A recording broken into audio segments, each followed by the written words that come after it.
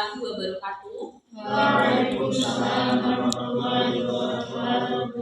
Puji syukur kehadirat Allah Subhanahu wa Ta'ala, karena atas izin dan kuasa Allah kita masih bisa berkumpul bersama di tempat yang penuh dengan barokah ini.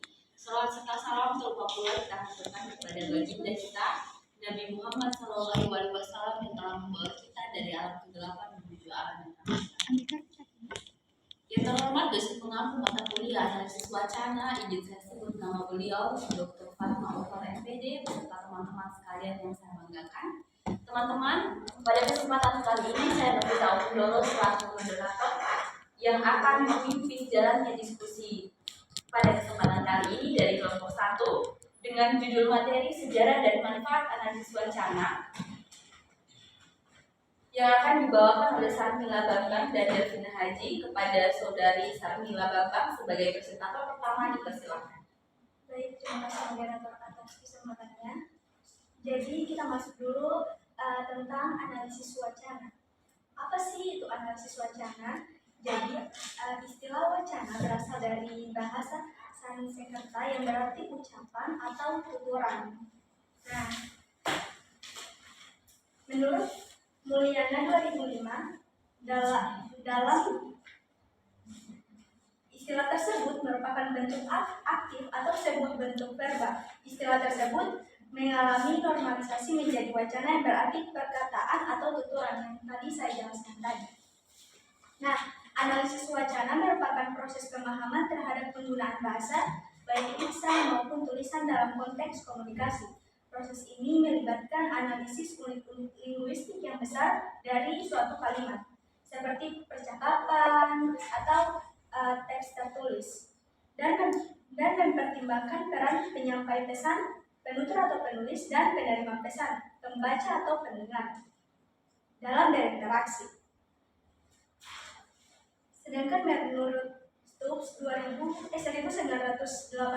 mendefinisikan analisis wacana sebagai studi tentang bagaimana bahasa terorganisir di atas tingkat kalimat atau klausa. Dengan demikian, analisis wacana tidak boleh hanya melihat struktur bahasa saja, tetapi juga bagaimana bahasa digunakan dalam konteks sosial, khususnya dalam interaksi atau dialog antar seorang pembicara. Nah, berdasarkan pendapat para ahli yang saya jelaskan tadi, maka kami kelompok 1 dapat menarik kesimpulan bahwa wacana dapat dipahami sebagai sistem bahasa yang lebih luas dan kalimat yang melibatkan interaksi antara penyampai pesan dan penerima pesan dalam konteks komunikasi.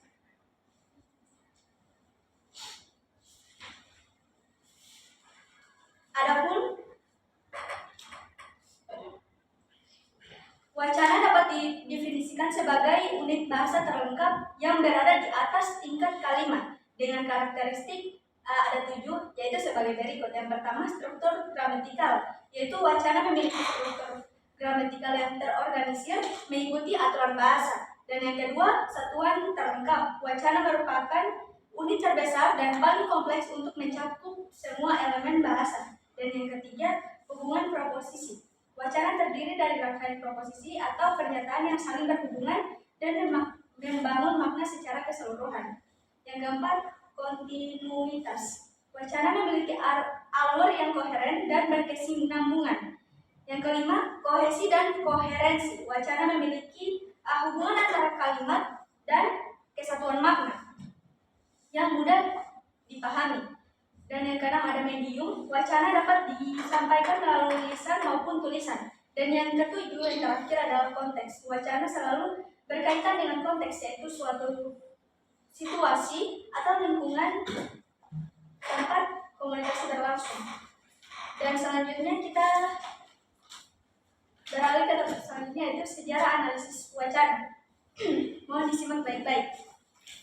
Sejarah analisis wacana mencakup perkembangan yang panjang dari pemecahan tentang bagaimana bahasa digunakan dalam konteks komunikasi. Analisis wacana berasal dari ketertarikan terhadap bahasa di luar struktur kalimat yang memicu perubahan paradigma di dalam linguistik.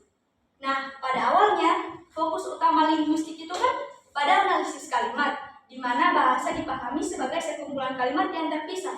Namun pada tahun 1952, Jalik S. Harris, seorang pakar bahasa linguistik, memperkenalkan gagasan tentang analisis wacana dalam artikelnya yang berjudul Discharge Analysis.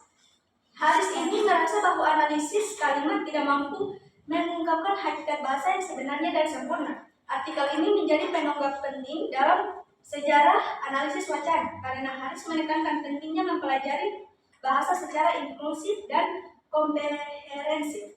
Nah, seiring dengan berjalannya waktu, kita flashback sebentar, analisis wacana semakin berkembang. Pada tahun 1960-an, para ahli seperti Renkema, Brown, dan Van Dijk mulai memberikan kontribusi yang signifikan dalam memahami dan mendefinisikan analisis wacana. Mereka menekankan pentingnya hubungan antara bentuk dan fungsi dalam komunikasi verbal, serta memperluas pandangan analisis bahasa dari level kalimat menjadi level wacana yang lebih luas. Nah, kemudian pada tahun yang sama, pada tahun 1960-an, analisis semakin berkembang. Para ahli seperti yang saya jelaskan tadi di 2004 mendefinisikan sebagai studi tentang hubungan antara bentuk, fungsi, dan bahasa dan komunikasi. Nah, perkembangan analisis ini telah membawa kita pada pemahaman yang lebih holistik tentang bahasa. Analisis wacana kini mencakup 3 dimensi utama. Yang pertama, teks bahasa, yang kedua, proses produksi, dan yang ketiga, pengaruh sosial dan budaya.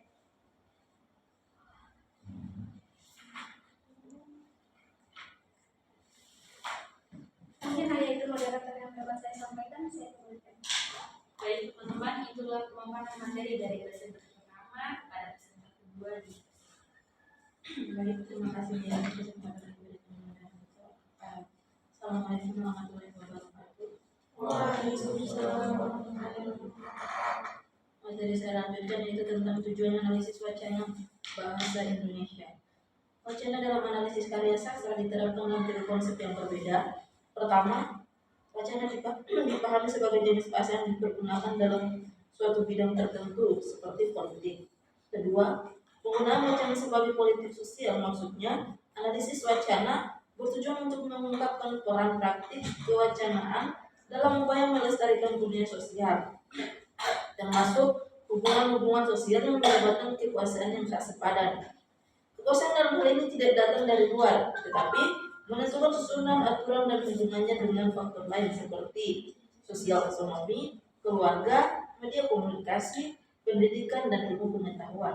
Ketiga, dalam penggunaan yang paling konkret, wacana digunakan sebagai suatu cara bertutur yang memberikan makna yang berasal dari pengalaman yang dipetik dari perspektif tertentu. Oleh karena itu, dalam tatanan wacana terdapat praktik-praktik kewacanaan dalam tempat dihasilkan dan dikonsumsi. Itu menurut Firclough tahun 1995. Berdasarkan 3 konsep tersebut, dapat dirumuskan kerangka analisis dengan pemahaman bahwa setiap peristiwa penggunaan bahasa merupakan peristiwa komunikatif yang terdiri atas 3 dimensi, yakni pertama, teks dibangun dari sejumlah piranti linguistik yang di dalamnya tersembunyi ideologi dan kekuasaan menurut Santoso tahun 2006 halaman 66 sampai 68. Dalam penerapannya, analisis wacana banyak memanfaatkan piranti linguistik yang disarankan dalam linguistik fungsional, sistemik,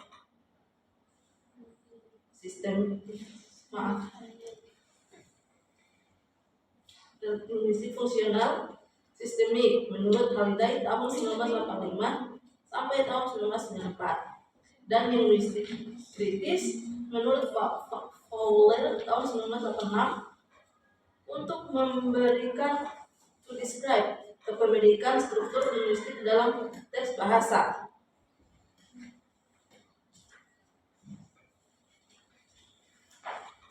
MC Carty tahun 1997 halaman 5 mengatakan bahwa analisis wacana berkaitan dengan studi tentang hubungan antara bahasa dengan konteks dalam pemakaian bahasa. Analisis wacana mempelajari bahasa dalam pemakaian semua jenis teks tertulis dan data lisan, dari percakapan sampai dengan bentuk percakapan yang sangat melembaga. McCarthy juga berpandangan senada dengan Brown dan Hewlett bahwa analisis wacana menekankan pada hubungan antara bahasa dengan konteks dalam pemakaian bahasa, baik berkenaan dengan teks tertulis maupun data lisan. Secara tegas, ia menggunakan istilah analisis wacana sebagai istilah yang digunakan untuk studi wacana lisan maupun studi wacana tulis. Berdasarkan berbagai macam definisi analisis wacana yang ada, Skifrin tahun 1994 halaman 20 sampai 41 menelurkan mereka ke dalam 3 kategori besar. Kategori pertama adalah kajian wacana yang didasarkan para paradigma, yaitu menganggap analisis wacana sebagai suatu kajian organisasi bahasa yang lebih luas dari kajian kalimat. Selanjutnya itu manfaat analisis wacana bahasa Indonesia. Manfaat analisis wacana selain dapat memahami hakikat bahasa, juga untuk memahami proses belajar bahasa dan perilaku bahasa. Bahkan analisis wacana dapat dimanfaatkan sebagai dasar untuk menguji kemampuan berbahasa. Analisis wacana memiliki beberapa fungsi, diantaranya fungsi bahasa dalam komunikasi, fungsi ekspresi, direksi, informasional, metalingual, interaksional, kontekstual, dan politik. Menurut Arianto tahun 2008 halaman 4 mengatakan bahwa analisis wacana berhubungan dengan studi mengenali bahasa atau pemakaian bahasa. Brown dan Hewlett dalam Rusminto tahun 2012 halaman 6 mengungkapkan bahwa analisis wacana merupakan kajian bahasa yang dilakukan untuk mengamati bagaimana manusia menggunakan bahasa untuk berkomunikasi, khususnya bagaimana para pembicara menyusun pesan linguistik untuk kawan bicara, dan bagaimana kawan bicara menganggap peran pesan linguistik untuk kawan bicara untuk ditafsirkan. Pendapat dia didukung oleh Kartomiharjo. Kartomiharjo dalam Dharma tahun 2013 halaman 15 mengungkapkan bahwa analisis wacana merupakan cabang ilmu bahasa yang dikembangkan untuk menganalisis suatu bahasa yang lebih besar pada kalimat. Maka analisis wacana bagi masyarakat adalah memberikan kesadaran nyata atas peran mereka di masyarakat. Beberapa fungsi analisis wacana dalam masyarakat yaitu karena yang pertama, karena termasuk riset yang marginal, penelitian wacana kritis harus menjadi lebih baik daripada riset lainnya agar dapat diterima. Yang kedua, fokus utamanya pada permasalahan sosial dan isu politik daripada paradigma dan kebiasaan tren saat ini. Yang ketiga, secara empiris, analisa kritis masalah sosial biasa bersifat multidisipliner. Keempat, bukan hanya menjelaskan struktur wacana, tapi ini juga menjelaskan pengertian interaksi sosial dan khususnya struktur sosial. Mungkin hanya itu yang bisa saya sampaikan. Saya kembalikan kepada moderator. Baik teman-teman, telah kita dengarkan bersama pemaparan materi dari para presentator. Dengan berakhirnya pemaparan materi, maka saya selaku moderator memberikan ditanya jawab kepada teman-teman yang ingin bertanya. Saya persilakan.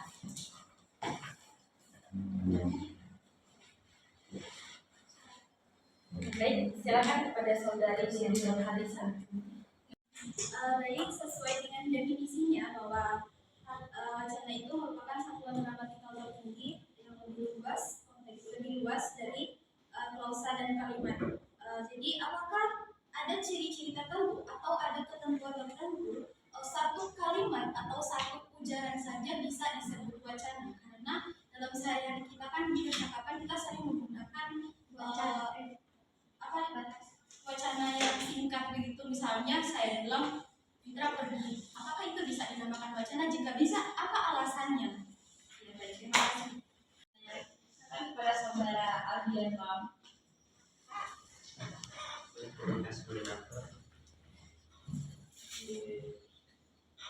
Saya ingin bertanya tentang fungsi direktif pada bagian manfaat analisis wacana. Kira-kira bagaimana cara memaksimalkan fungsi direktif pada orang yang berpendapat dengan kita, sedangkan seperti yang sudah disampaikan tadi bahwa fungsi direktif ini adalah bahasa yang digunakan untuk mempengaruhi orang lain, baik itu emosi, perasaan, atau bahkan tingkah laku. Terima kasih saudara atas pertanyaannya. Teman-teman, lagi sisa 2 pertanyaan lagi kepada teman-teman yang bertanya, dipersilakan.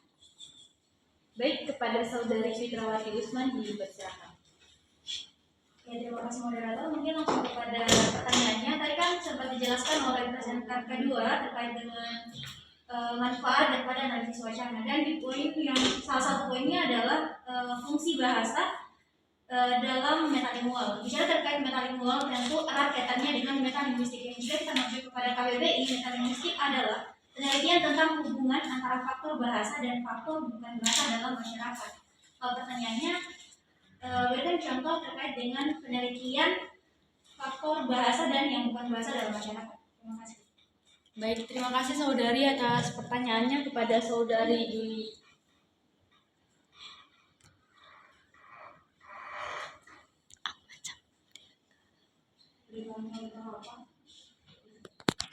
Banyak kepada teman-teman yang sudah memberikan pertanyaan. Mungkin untuk kelompok 1 sudah bisa dijawab pertanyaannya.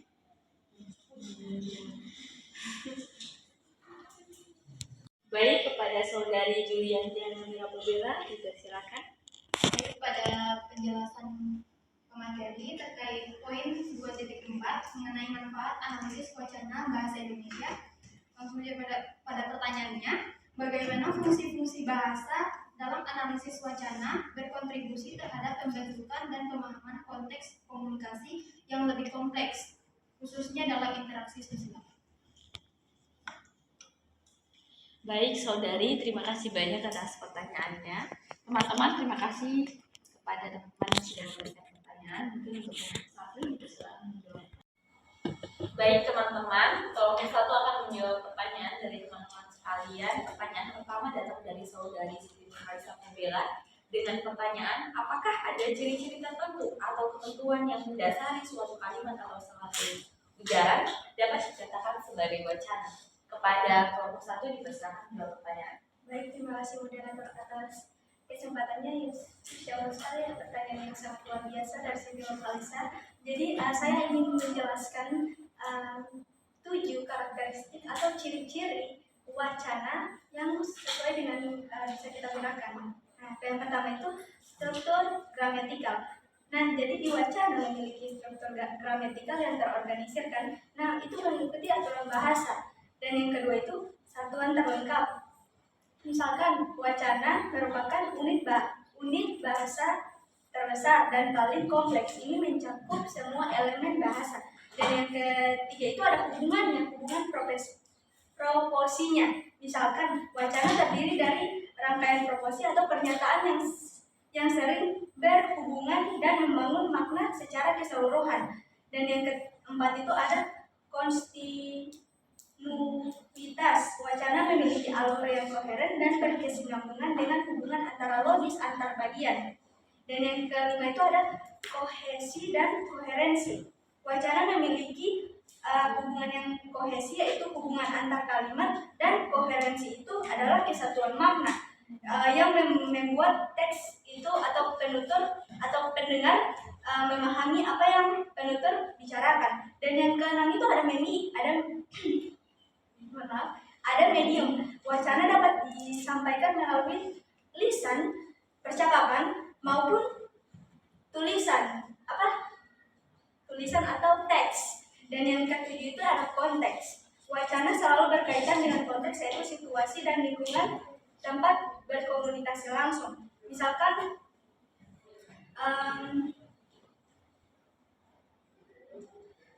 sebelum saya menjelaskan soal contoh tadi, saya ingin menjelaskan dulu ketentuan wacana. Selain ciri-ciri 7 tadi yang saya jelaskan, ada beberapa ketentuan yang perlu dipenuhi agar suatu wacana atau ujaran dapat dikatakan sebagai wacana. Minimal 2 kalimat. Nah, wacana minimal terdiri dari 2 kalimat atau lebih yang saling berhubungan dan membangun makna yang utuh. Misalkan pagi ini cerah. Nah, itu kan pagi ini cerah, itu kan saling berkesinambungan kan. Nah, kemudian adalah kesatuan tema. Semua kalimat dalam wacana harus membahas tema yang terkait. Misalkan kita Alif kamu sudah makan, pasti Alif menjawabnya sudah. Ya mungkin Alif menjawab yang kita karakter tadi, itu kan tidak berkesinambungan sama sekali. Dan yang ketiga itu adalah struktur yang jelas. Wacana memiliki struktur yang jelas seperti yang saya jelaskan tadi. Dan yang keempat itu seperti poin yang kedua yaitu berkesinambungan. Contohnya itu hari ini yang cerah. Jadi wacana hari ini yang cerah, matahari bersinar. Ini contoh kalimat ya.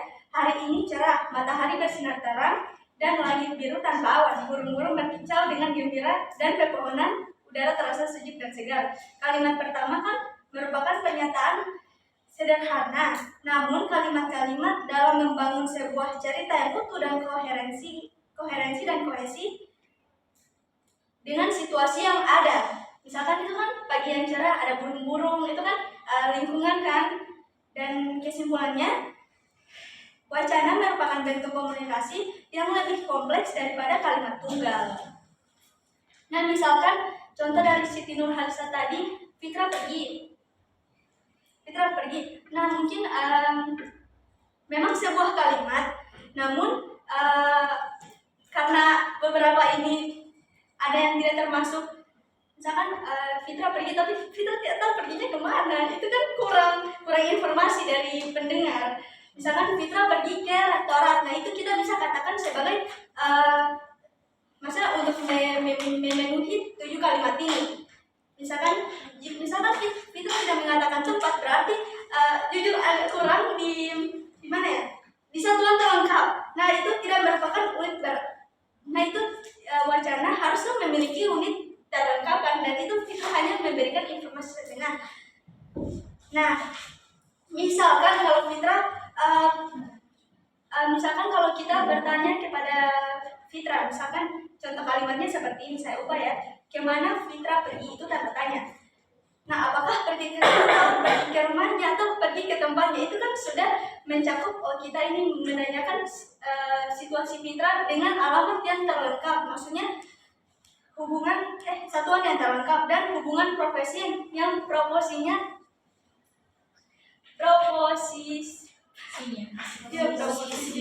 itu harus kita ketahui. Nah, misalkan contoh lagi, kapan Fitra pergi? Apakah pagi ini, sore ini, siang ini, malam ini, subuh ini? Itu kan sudah menjelaskan waktunya. Nah, kemudian saya ubah lagi. Misalkan mengapa Fitra pergi? Apakah dia pergi karena ada urusan? Apakah ingin jalan-jalan? Atau ingin berbelanja? Atau ingin pergi ke kampus? Itu.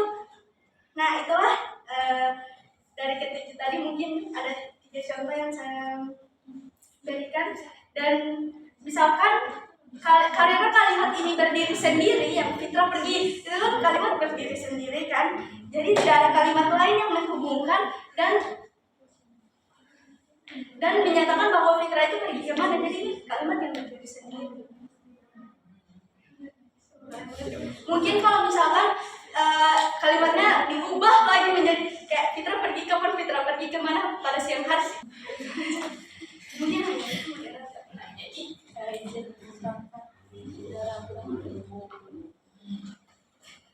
Baik, itulah teman-teman perjalanan jawaban dari saudari Alisa. Mungkin untuk saudari Delvina. Jadi terima kasih moderator. Jadi wacana ini bukan hanya sekedar kumpulan kalimat, melainkan teks yang memiliki kesatuan, makna, dan tujuan komunikasi tertentu yang berdasarkan ciri-cirinya yang terkait koherensi. Wacana memiliki alur pemikiran yang logis dan hubungan antar kalimat yang jelas. Setiap kalimat dalam wacana menunjukkan ide utama dan membangun makna secara keseluruhan. Tidak ada kalimat yang berdiri sendiri atau tidak berhubungan dengan kalimat lainnya. Contohnya, tadi seperti yang Mila bilang, saya pergi ke pasar untuk membeli buah. Saya ingin membeli jus jeruk. Jus jeruk sangat menyenangkan. Itu kan saling berhubungan. Untuk apa dia ke pasar, membeli apa, kapan dia pergi. Ya, gitu. Jadi sebuah wacana menurut ciri-cirinya yaitu koherensi. Dia tidak bisa dijadikan wacana kalau misalkan dia hanya saya pergi tidak tahu mau kemana. Jadi itu seperti kalimat tunggal. Jadi teman tidak tahu ini kemana. Oke, mungkin saya ingin menambahkan lagi. Iya, baik. Tadi kan cuma bertanya. Nah, misalkan bagaimana nih kita sebagai yang memberikan jawaban? Nah, misalkan kita memberikan jawaban kayak Fitra pergi di siang hari ke sini, ke sini, ke sini. Nah, itu kita bisa menjawab. Fitra pergi ke kantor. Dia harus menyelesaikan laporan penting yang harus diselesaikan deadline-nya hari ini. Nah, seperti itu. Dan wacana kedua itu Fitra pergi ke rumah temannya. Mereka janjian untuk menonton film Danur misalkan. Dan yang ketiga itu Fitra pergi, dia terlihat sedih dan buru-buru, mungkin dia sedang ada masalah dan lain-lain. Dan itu dia pergi ke kelasnya Lian, misalkan begitu. Nah, itu dalam ketiga wacana di atas, jika Fitra pergi sah saja menjadi bagian cerita, misalkan berdiri sendiri. Jadi wacana tersebut tidak memiliki syarat kebutuhan. Tidak memenuhi. Ada beberapa yang memenuhi, tapi ini yang seperti satu hubungan proposisi, koherensi dan koherensi itu tidak ada karena dia hanya kalimat yang berdiri sendiri. Baik, terima kasih Saudari Mila dan Saudari Delvina. Bagaimana teman-teman, terkhusus pada penanya? Boleh. Atau mungkin teman-teman lain kalau ada yang Kelompok saya mengatakan bahwa jika hanya kata Fitra pergi saja artinya tidak memenuhi syarat. Nah, tapi bagaimana dengan definisi atau yang kemarin dikatakan Ibu Asna saja? Ibu Fatma, mohon maaf. Ibu Fatma berkata, jika kata dia hanya berkata pergi, apa itu termasuk wacana? Termasuk. Kenapa? Tapi tidak memenuhi syarat yang misalkan wacana ini. Iya, itu dia hanya berdiri sendiri, Lisa. Jadi apa yang mengganti kata pergi? Oh iya, maksudnya jika ada beberapa jenis wacana sih sebenarnya. Ada jenis-jenis wacana. Itu yang ditanyakan. Nah, jelaskan dong. Kalau wacana tunggal ini, misalnya kalau menurut kalian itu adalah wacana tunggal, apa yang mendasari, apa yang menjadi alasan kata pergi itu bisa menjadi wacana, itu maksudnya. Apakah dipengaruhi oleh sesuatu, dipengaruhi konteks atau lingkungannya, atau dipengaruhi karena pembicara dan penerima informasi itu. baik, terima kasih Saudari. Masih ada lain teman-teman yang ingin? Oke, baik, silakan Saudari Lian. Tadi Saudara Mila sudah menjelaskan terkait analisis wacana, yaitu selalu berkaitan dengan kata-kata atau verbal, tulisan atau teks. Nah, jadi pertanyaan saya kembali setelah mendengar penjelasan itu, apa bedanya wacana dengan teks? Baik. Nah itu. Dan kira-kira kegiatan diskusi ini termasuk wacana atau teks verbal? Baik, terima kasih Saudari. Bagaimana dengan teman-teman lain? Atau mungkin akan diserahkan dulu kepada kelompok 1. Bagaimana kelompok 1?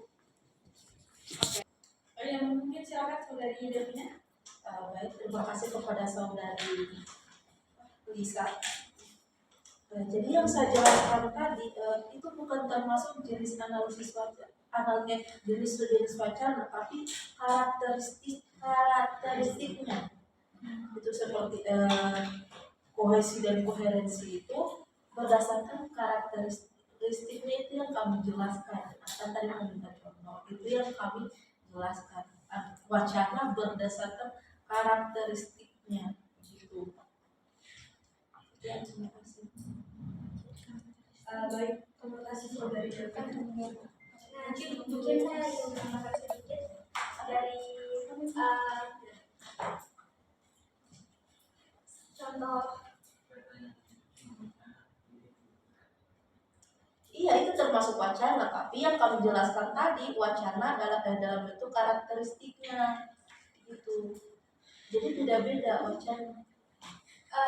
Boleh mungkin saya mengambil contoh yang tadi Fitra pergi. Jadi Apalagi memang termasuk kalimat tunggal. Dia itu ya kita flashback dulu ya ke sintaksis sebentar. Jadi dia itu memiliki satu klausa. Kalimat dia pergi hanya terdiri dari satu klausa, yaitu klausa utama. Klausa adalah bagian kalimat yang memiliki subjek dan predikat. Subjeknya itu dia, predikatnya itu pergi. Jadi ini tidak memiliki kalimat penghubung. Jadi hanya termasuk pada kalimat wacana tunggal. Jadi kalimat tidak memiliki penghubung seperti tetapi, atau, sehingga, dan lain-lain. Itu biasanya kan dihubungkan oleh kalimat, tetapi di sini dia pergi, tidak pergi. Jadi dengan kata lain juga ini tidak membangun makna yang kompleks. Maksudnya kalimat ini hanya menyatakan sebuah fakta sederhana saja, seperti itu. Mungkin hanya itu, moderator. Baik, terima kasih. Bagaimana kepada penanya? Kepada teman-teman lain? Apakah mungkin nomor 1 bisa diberikan jawaban dari pertanyaan saudari Juliana dan Kak Putri?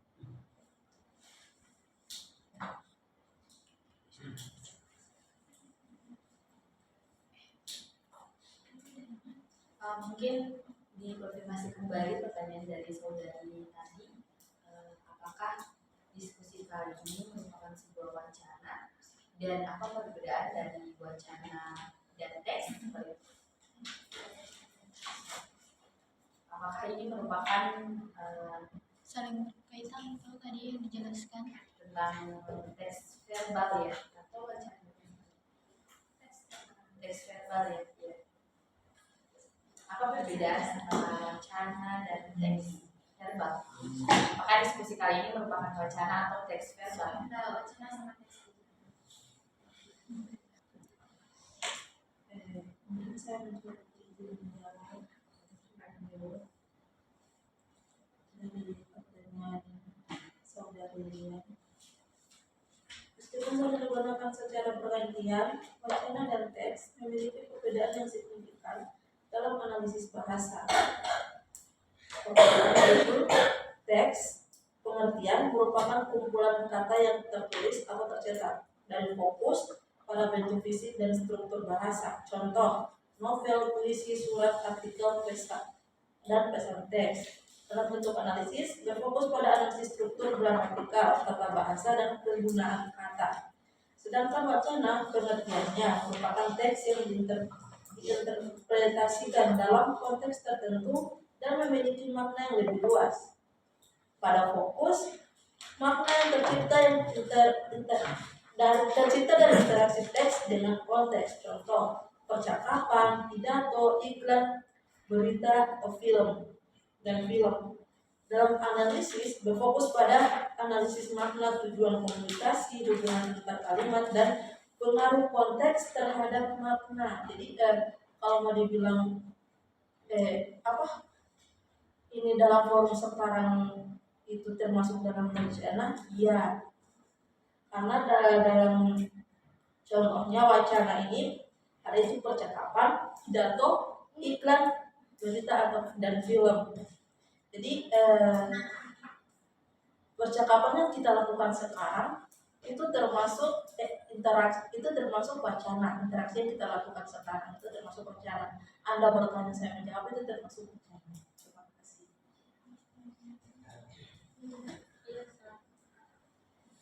Jadi saya ingin menambahkan sedikit jawabannya dari Delvi.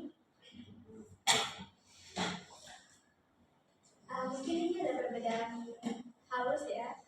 Misalkan di antara wacana dan sebuah teks tulis. Nah, misalkan teks tulis adalah kumpulan kata-kata yang tersusun secara sistematis dan pasti memiliki makna. Terdapat beberapa paragraf, kalimat, atau bahkan dan lain-lain. Nah, teks ini yang berarti artinya itu dapat dilihat dan dapat dibaca seperti makalah ini. Misalkan ini kan ada paragraf, ada kalimat. Nah, misalkan contohnya itu makalah, novel, itu kan bisa kita baca, kita pegang dan kita lihat kan. Nah, kemudian wacana adalah sebuah teks yang tadi saya jelaskan. Nah, konteksnya itu misalkan seperti siapa pembicara, penulis, kepada siapa berbicara, dan di mana dan kapan komunikasi itu terjadi. Itu kan wacana yang harus kompleks untuk menentukan 7 karakteristik yang saya jelaskan tadi. Nah, mungkin hanya itu menjelaskan. Baik, terima kasih. Bagaimana sebenarnya? Apakah ada tambahan? Mungkin teman-teman lain ada yang ingin menambahkan? Teks itu merupakan dasar dari wacana, sedangkan wacana itu merupakan teks yang diberikan makna dan diinterpretasikan. Ya. Bagaimana? Tadi kan pertanyaannya Lian itu teks verba, ya? Perbedaan teks sama Nah, wacana. kegiatan diskusi ini termasuk wacana atau teks verbal? Teks verba. Dia bertanya itu Iya, teks verbanya. Verbal itu kan maksudnya sesuatu yang non verbal kan. Berarti dia tulisan. Baru teks itu tulisan, verbal itu kan bukan tulisan. Bagaimana dorong dua bisa menyatu jadi teks verbal? Oh, berarti itu Saya menjelaskan ini saya tidak dengar kalau dia bilang verbal. Ada, makanya tadi ada. Ada. enggak teks atau verba, cuma Fitra ada itu teks verbal. Kamu sebutnya teks verbal. Ya, jadi perdebatan baru. Baik, terima kasih teman-teman. Mungkin akan masuk ke pertanyaan kedua ya, karena teman-teman sudah jarang. Pertanyaan kedua datang dari saudara Aldi yang kamu dengan pertanyaan, bagaimana cara memaksimalkan fungsi direktif pada orang yang berbeda pendapat dengan kita, sedangkan seperti yang sudah disampaikan tadi, bahwa fungsi direktif ini adalah bahasa yang digunakan untuk mempengaruhi orang lain, baik itu emosi, perasaan, dan bahkan tingkah laku. Mungkin untuk kelompok 1 dipersilakan menjawabkan. Terima kasih moderator. Izin menjawab kepada saudara Alis, dimaksimalkan fungsi direktif menjembatani perbedaan pendapat. Fungsi direktif memang bertujuan untuk mempengaruhi orang lain, baik dalam hal emosi, perasaan, maupun tingkah laku. Namun, dalam konteks perbedaan pendapat, memaksimalkan fungsi direktif berarti mencari titik temu dan menciptakan dialog yang konstruktif.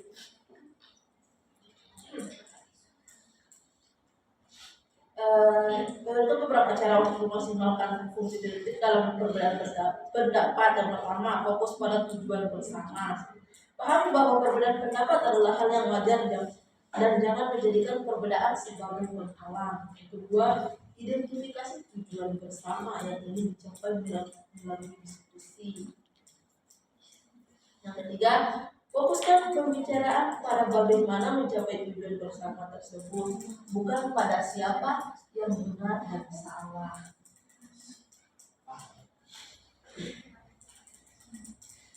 Mungkin hanya itu yang saya sampaikan. Kembalikan kepada data. Bagaimana pertanyaan? Teman-teman ada yang ingin menambahkan? Dipersilakan. Si direktif.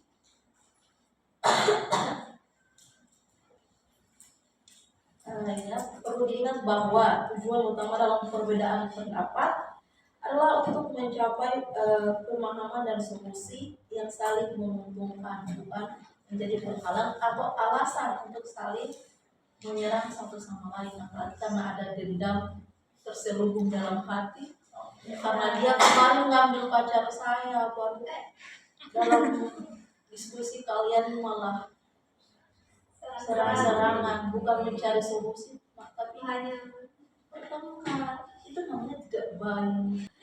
Oke, baik. Mungkin untuk garis besarnya tidak memihak pada siapapun begitu. Mungkin bisa dilanjut ke pertanyaan berikutnya. Teman-teman sudah tidak ada yang lagi. Sabar, sabar ya. Sabar. Mungkin saya ulangi bagaimana teman-teman dengan jawaban dari Dr. Satu tadi. Masih cukup?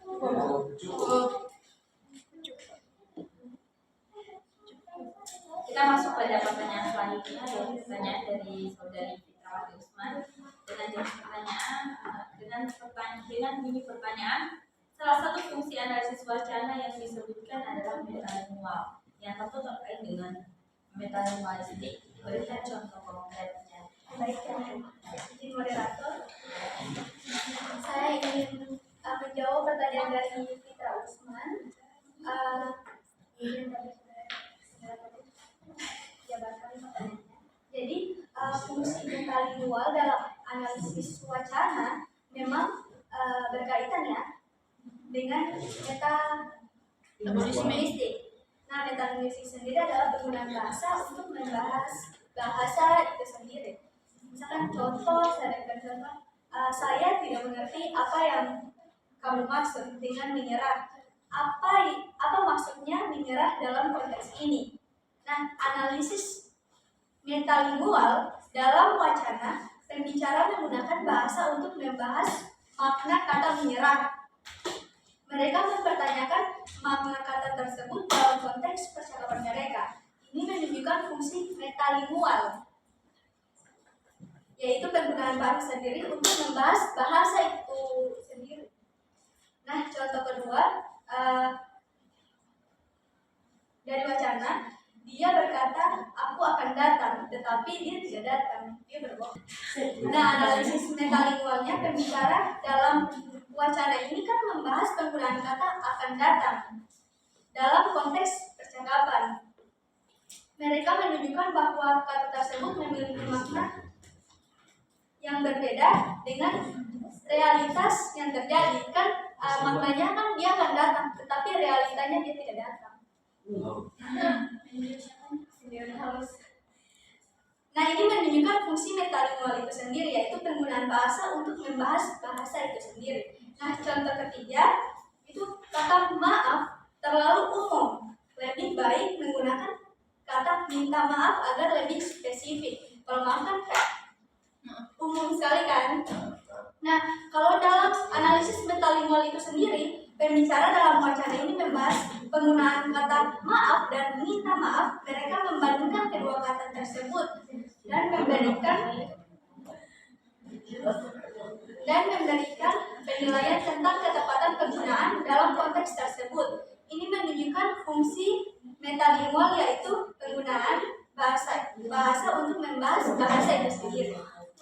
Kesimpulannya, fungsi metalingual dalam analisis wacana membantu kita memahami bagaimana bahasa digunakan untuk membahas bahasa itu sendiri. Ini meliputi pembahasan makna kata, penggunaan kata, dan struktur kalimat dalam konteks tertentu. Mungkin hanya itu.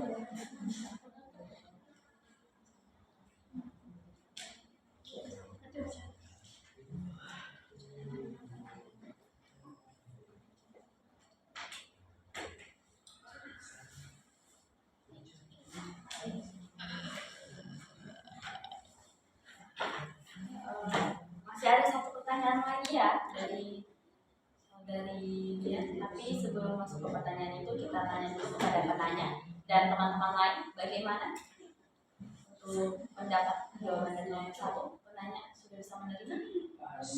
Kelompok lain ada teman-teman lain ada sanggahan atau tambahan, dipersilakan teman-teman. Ya, diskusi ini lebih aktif lagi. Mungkin untuk mengefisienkan waktu juga ya, kita langsung masuk ke pertanyaan berikutnya yang datang dari pertanyaan dari saudari Lian dengan bunyi pertanyaan. Bagaimana fungsi-fungsi bahasa dalam analisis wacana berkontribusi terhadap pembentukan dan pemahaman konteks komunikasi yang lebih kompleks, khususnya dalam interaksi sosial? Kepada kelompok 1 dipersilakan.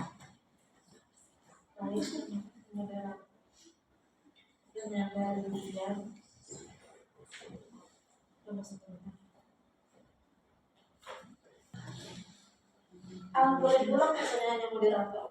Boleh.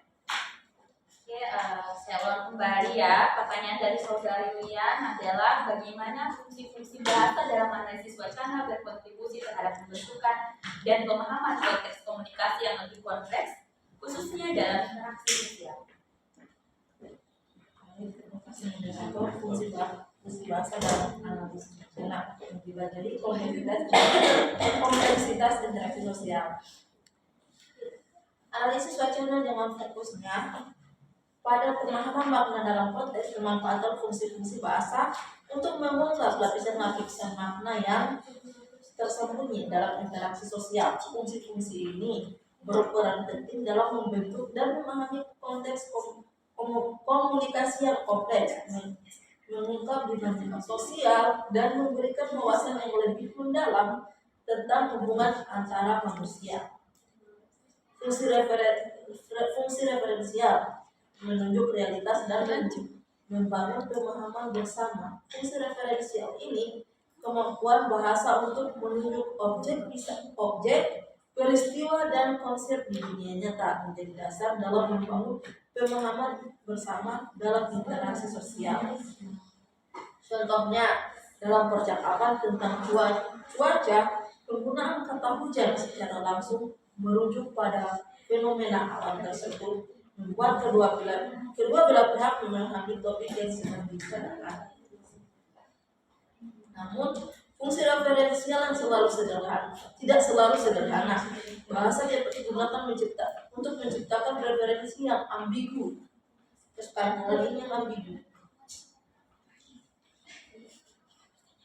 atau memiliki makna ganda, membutuhkan konteks yang lebih luas untuk memahami makna yang dimaksud. Contoh, dia seorang politikus. Kata politikus dapat merujuk pada individu yang berprofesi sebagai politisi, tetapi juga dapat memiliki konotasi negatif seperti koruptor atau tidak jujur. Koruptor itu contohnya, ini contoh alih konotasi. Yang kedua ada fungsi ekspresif, mengungkapkan emosi dan sikap. Contohnya, aku sangat senang bertemu denganmu, padahal dia tidak. Bohong itu. Kalimat ini menunjukkan rasa gembira dan antusiasme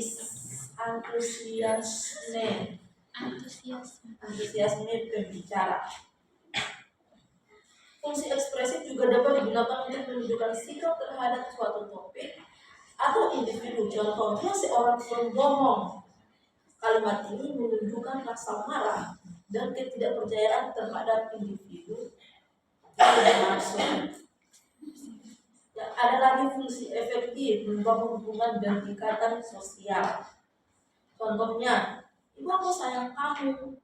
Kalimat ini menunjukkan rasa sayang dan hormat kepada orang tua. Jadi kesimpulannya, fungsi-fungsi bahasa dalam analisis wacana memberikan kita alat yang powerful untuk memahami kompleksitas interaksi sosial. Dengan memahami bagaimana bahasa digunakan untuk menuju realitas, mengungkapkan emosi, membangun hubungan, mempengaruhi perilaku, membahas bahasa itu sendiri, dan menjaga kelancaran komunikasi. Kita dapat memperoleh pemahaman yang lebih lanjut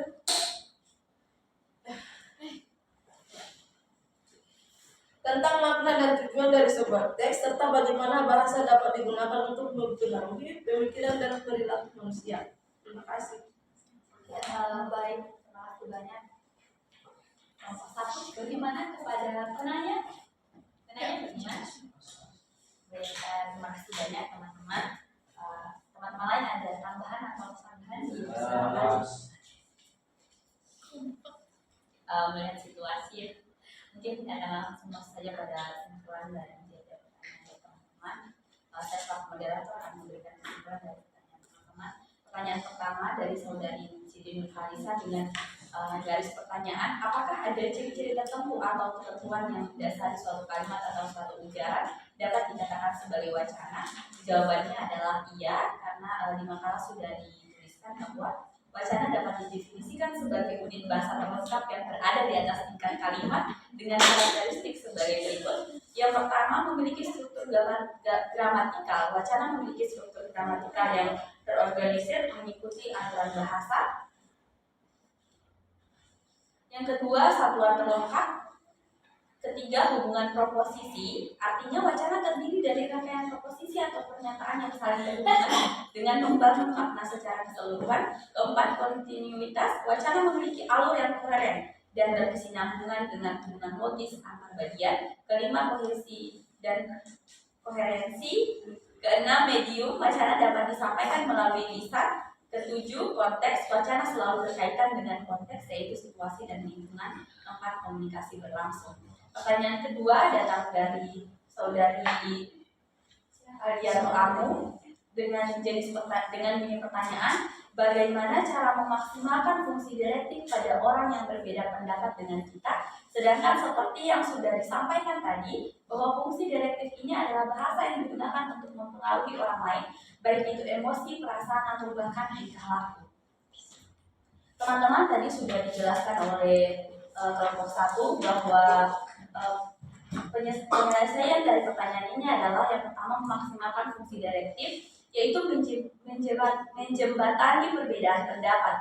Fungsi direktif memang bertujuan untuk mempengaruhi orang lain, baik dalam hal emosi, perasaan, maupun tingkah laku. Namun dalam konteks perbedaan pendapat, memaksimalkan fungsi direktif berarti mencari titik temu dan menciptakan dialog yang konstruktif, bukan manipulasi atau paksaan.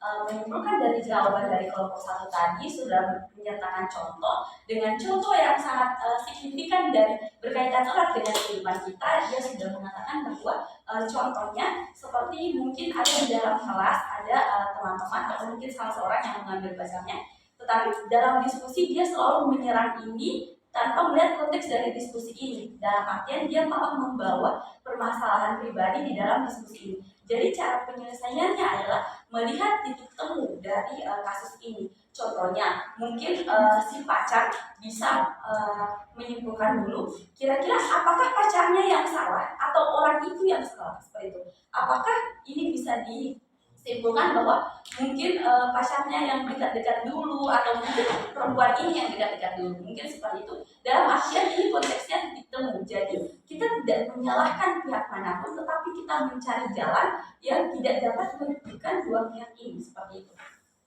Mungkin untuk pertanyaan ketiga datang dari saudari Fitrawati Usman dengan jenis pertanyaan, salah satu fungsi analisis wacana yang disebutkan adalah metalingual yang tentu terkait dengan metalinguistik. Berikan contoh konkretnya.